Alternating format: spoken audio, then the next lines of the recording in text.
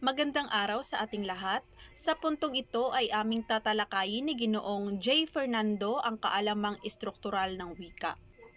Bago tayo magpapatuloy sa ating talakayan, ibabahagi ko muna sa inyo ang layunin para sa araling ito. Una, nakikilala ang mga dapat isaalang-alang sa pagsasalin. Pangalawa, na ibabahagi ang kahalagahan ng pagsasalin. At ang panghuli, nakagagawa ng pagsasalin mula sa orihinal na pinamagatang My Father's Goes to Jail.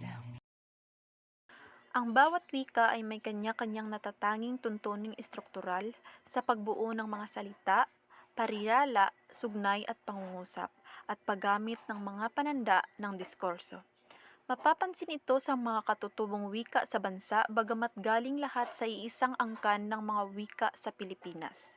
Maaring magkaroon ng pagkakatulad ang mga ito subalit sinasabing walang dalawang wikang magkatulad na magkatulad sa estruktura at katangian, lalo't higit na yaong mga wika hindi magkakaangkan katulad na lamang ng Filipino at Ingles. Ang wikang Filipino ay mayaman sa sistema ng pananalapi samantalang ang Ingles ay higit na mayaman sa mga pagpapahayag ng idiomatiko. Sa pagsasaling wika, higit na mahirap magsalin kapag ang dalawang wikang sangkot ay hindi magkaangkan. Sa mga wikang Filipino at Ingles, bukod na likas na may kaibahan sa estruktura sa mga bansang pinagamitan ng mga wikang nabanggit, alalahaning magkalakip ang wika at ang kultura. Ayon kay Nida 1976, ang aspetong sosyolohikal ng bokabularyo, grammar at diskurso ay nagiging focus sa lahat ng pagsasalin at pagpapakahulugan dahil sa ang kakaibang katangian ng mga wika ay ang unang nagbibigay ng mga kahirapan sa komunikasyon. Kung gayon, kailangang maunawaan ng translator ang mga kakaibang katangian ng mga wikang kasangkot sa pagsasalin. Sa pamamagitan nito, higit niyang mauunawaan at mabigyan ng katumbas ang diwa o mensahe. Ipinaliwanag ni Otanes 1972 sa isang panayam niya na sa Ingles. Ang mga pariralang pangalan ay nauuri sa dalawa. Una ay ang tinatawag na count nouns, na nagbabago ang anyo bilang isahan at pangramihan. Halimbawa nito ay desk para sa isahan at desks naman para sa maramihan. At ang pangalawang tawag naman ay ang tinatawag na mass nouns, na hindi nagbabago ang anyo sa gayong paraan. Halimbawa nito ay ang water.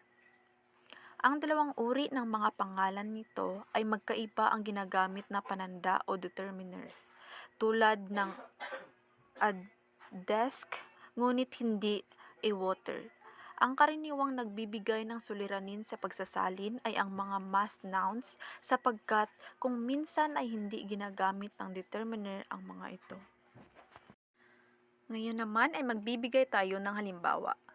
Trade between nations is called international trade. Kung ito ay isasalin natin sa Filipino nang hindi isa sa alang-alang ang kakanyahan ng wikang ito ay malamang na maisalin natin ng ganito. Pagkakalakalan ng mga bansa ay tinatawag na kalakalang pang-international. Karaniwan kapag ang isang pangalan, maliban ang mga pangalang personal na may salitang pananda gaya ng si Pedro, ay nasa simula ng pangungusap, ito ay kinakailangang lagyan ng ang. Kaya naman ito ang tamang salin. Ang pagkakalakalan ng mga bansa ay tinatawag na kalakalang pang-international. Ngayon naman ay tutungo tayo sa mga iba pang halimbawa. Una, tomatoes are usually red. Ang kamatis ay karaniwang mapula. Pangalawa, food is used for making houses, furniture, and small boats. Ang kahoy ay ginagamit sa paggawa ng mga bahay, muebles at bangka. Kung minsan hinihingi ng wastong gamit sa Ingles ang paglalagay ng quantifier sa unahan ng mga mass nouns, samantalang sa salin sa Filipino ay maaaring hindi gumamit ng ganitong uri ng salita sapagkat maliwanag na ang kahulugan. Tungkol naman sa mga pang-ukol o prepositions sa Ingles, binanggit ni Otanes na sa pananaliksik ni Charles Fries tungkol sa Ingles sa Estados Unidos ay natuklasan niyang 92.6% ng mga tinatawag na mga pang-ukol sa mga pangungusap na kanyang sinuri ay binubuo ng 9 na anyo. Ito ay ang mga at, but, for, from, in, of, on, to, at with. Napakarami ang kahulugan ng bawat isa sa mga katagang ito. Kaya maaaring dito manggaling ang mga maraming suliranin sa pagsasalin ng Ingles sa Filipino. May mga pagkakataon na kailangang gumamit ng iba't ibang salita sa Filipino upang maging malinaw ang salin. Ito naman ang mga ibinigay ni Otanes na mga halimbawa. Cut the piece of cheese with a sharp knife. Hiwain ang kapirasong keso sa pamamagitan ng matalas na kutsilyo. Bottle with a label. Boteng may etiketa. The object in the box. Ang bagay sa loob ng kahon. The object on the box. Ang bagay sa ibabaw ng kahon. Sa ibang pagkakataon naman, ang salitang sa unang ay maaaring gamitin katumbas ng iba't ibang pang-ukol gaya sa mga ganitong halimbawa. Leave the can on the table. Iwan ang lata sa mesa. No change in the water level. Walang pagbabago sa taas ng tubig. Sa iba pa ring mga pagkakataon ay kinakailangang gumamit ng mga sugnay o clause upang maisalin ng malinaw ang kahulugan ng pang-ukol. Halimbawa, plants with leaves of different colors. Mga halamang iba-iba ang kulay ng dahon sa halip na halamang may iba't ibang kulay ng dahon. Ayon pa rin kay Otanes, sa Ingles ay karaniwang gumamit ng mga pariralang pandiwa o verb phrases na ang katumbas sa Pilipino ay isahing salita. Halimbawa nito ay, English is attached by rust, at sa Pilipino, kinalawang. It tastes salty, maalat. Feel hot, mainitin. Let it, the substances, settle. Patiningin. Mahalagang banggitin dito ang naging paliwanag ni Lalunyo 19, tungkol sa focus ng pandiwa. Ayon sa kanya, isa pang dapat isaalang-alang sa pagsasali ng anumang pahayag sa Filipino ay ang naiibang katangian ng pandiwa. Bukod sa aspekto, may focus ang pandiwa sa Pilipino na nag-uugnay sa panlaki. Ipinaliwanag ni Lalunyo na ang focus ay katangian ng pandiwa na nagpapakita ng kaugnay ng pandiwa sa paksa o pinag-uusapan. May mga panlapi na bumubuo ng pandiwang ang diin ay nakafocus sa layunin o direksyon ng kilos, sa aktor, sa instrumento, at iba pa. Halimbawa, aktor focus, bumibili ng dyaryo ang bata. Sa layon focus, binibili ng bata ang dyaryo. Ayon sa ibinibigay na paliwanag ni Lalunyo, ang ay panlapi ng pandiwa na nagbibigay diin sa aktor o tagaganap. Ang aktor sa unang pangungusap ay ang bata na siyang paksa ng pangungusap at ang layon ay dyaryo. Sa ikalawang pangungusap, ang paksa ay ang dyaryo na nagpapahayag ng layunin ng kilos. Ang panlaping ginamit ay in.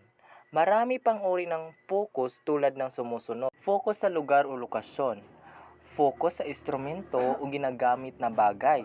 Focus sa pinaglalaanan o binipaktibong focus.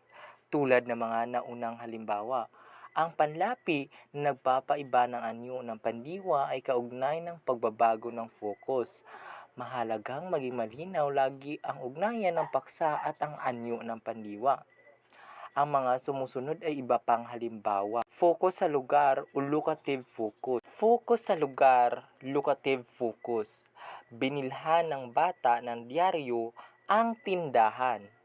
Tinamnan ni Mang Juan ng Kamote ang bukid. Focus sa instrumento o instrumental focus. Ipinambili ng bata ng dyaryo ang pera niya. Ipinanghakot ni Mang Cesar ng palay sa bukid. Focus na pinaglalaanan o binipiktibong focus. Ibinili ng bata ng dyaryo ang ama niya. Ikinuha ng maligamgam na tubig ang matanda. Sa Filipino, kapag ang panuring modifier ay isang pang-uri ng isang salita, itong mauna o sumusunod sa pangangalang binibigyang turing. Halimbawa, kind teacher, mabait na guro, gurong mabait. Mapapansin sa ibinigay na halimbawa sa gamit ng mga pang-ugnay na kapag ang unang salitang pinag-ugnay ay nagtatapos sa katinig ng, kapag nagtatapos sa patinig at G kapag nagtatapos sa N. Narito ang iba pang halimbawa.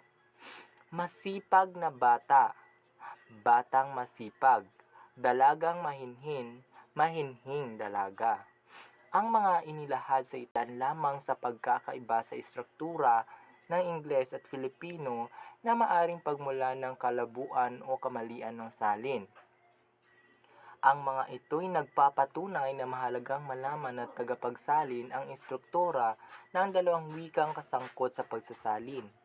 Ang katangian ng isang wika ay hindi dapat ilipat sa pinagsasalin ng wika, dahil na rin sa mga binanggit na pagkakaiba ng istruktura.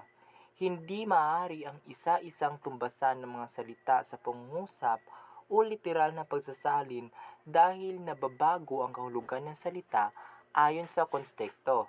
Kahulugan lamang ito na bagamat mayroong mga tuntunin sa istruktura ng bawat wika, hindi maiiwasan ang paminsan-minsang pagbabago sa mga ito, kung kaya't napakahalagang kabisado ng tagasalin ang kayarian ng mga wikang kasangkot sa pagsasalin.